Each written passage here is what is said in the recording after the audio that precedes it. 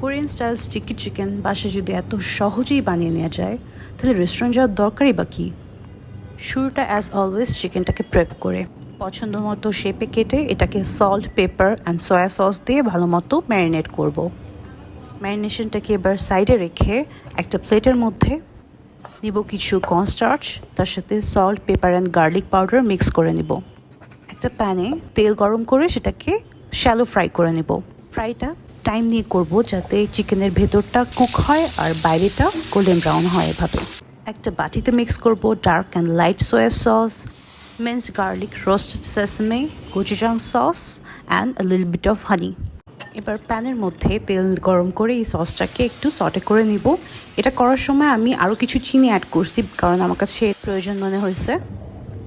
এখন সিমার হওয়ার পর সসটাকে এই চিকেনের উপরে ইভেনলি ঢেলে দিব যাতে প্রত্যেকটা চিকেনের উপর এই সুইট অ্যান্ড সাওয়ার সসটা যায়। এই সসটা অ্যাড করার কারণেই আমাদের সেই কাঙ্ক্ষিত টেক্সচারটা চলে আসবে চিকেনে। ফাইনালি রোস্টেড সেসমি দিয়ে এটাকে গার্নিশ করব। যে কোনো কোরিয়ান বা জাপানিজ ফ্লেভার কিন্তু এনহ্যান্স হয় এই রোস্টেড সেসমি ইউজ করাতেই। ফাইনালি ফ্রাইড রাইসের সাথে সার্ভ করছি।